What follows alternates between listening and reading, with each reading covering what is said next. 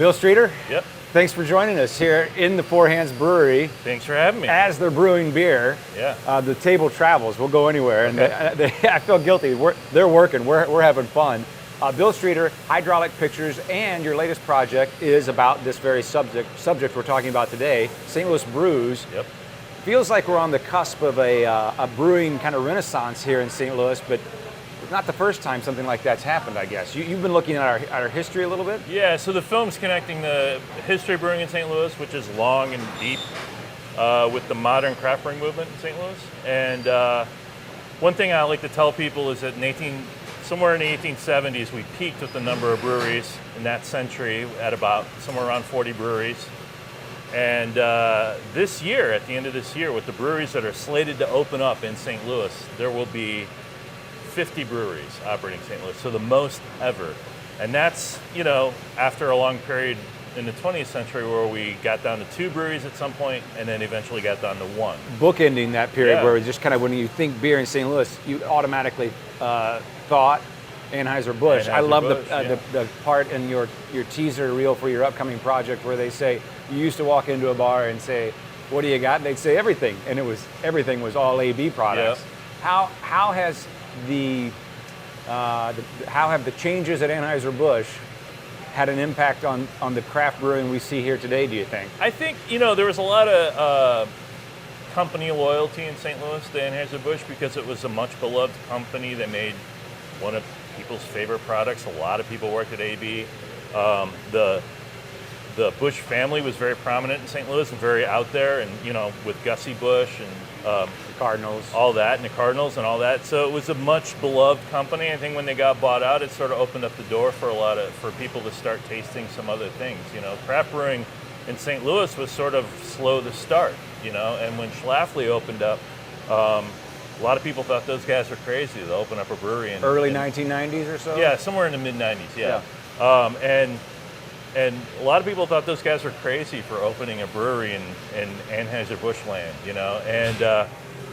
But Tom Schlafly was actually instrumental in getting the craft brewing movement happening in Missouri because he helped draft and change the laws in Missouri that allowed craft brewing to happen.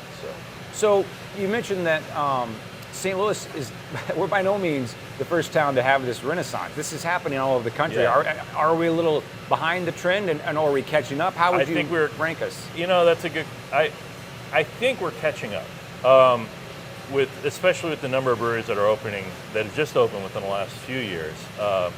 It really took off in St. Louis. It really started to ramp up speed in terms of the number of breweries opening up, like after the AB sale. And I don't know how much that was connected, but it seemed like that was part of the catalyst for a lot of the breweries opening up here. And I think we were a little behind, and I think we're probably catching up to places like Portland, Seattle, and Denver are probably still far ahead of us in terms of craft beer. But it's really great to see a town that has such a rich history of brewing sort of really catch up and become a great brewing town. So if, and I say if, AB has lost some of its cachet and people here locally prefer to explore and find a true local beer, we still owe a lot to Anheuser-Busch. We do, yeah. Absolutely. And that American lager that everybody's familiar with, Budweiser and Coors, and that was a very specific invention. It was an innovation, in beer at the time, and it was when they struck on that formula of making that style of beer, which is a totally original American style of beer. That was a huge turning point, and it was very celebrated, and it was a very sought after and popular product almost from the very beginning. Where do you see St. Louis brewing going in the next 5 or 10 years? And I really don't know. I hope it continues to grow, and I hope places like Four Hands and Urban Chestnut and all these places continue to innovate and make great products. I have no idea how. Do they want to become the next Anheuser-Busch? I don't think so. I think they're all striving for different niches, like all of them. And when I talk to them, that's what they're, there's a lot of talk about, people. The first question you think of when you have all these breweries in one place is like, oh, there must be a lot of competition, a lot of fighting in between them. And on the brewing side, I don't think that's really true. There's a lot of camaraderie and sort of a brotherhood among brewers, and they all sort of swap recipes and like Really? to talk shop and stuff. Bill Streeter, when can we expect, I'll put you on the spot. You're probably tired of people asking about St. Louis Brews, the documentary you got coming out, but I know a lot of people are excited about it. Do you want to give us any kind of a tease for a completion date, a release date? Yeah, actually, I have a very specific date.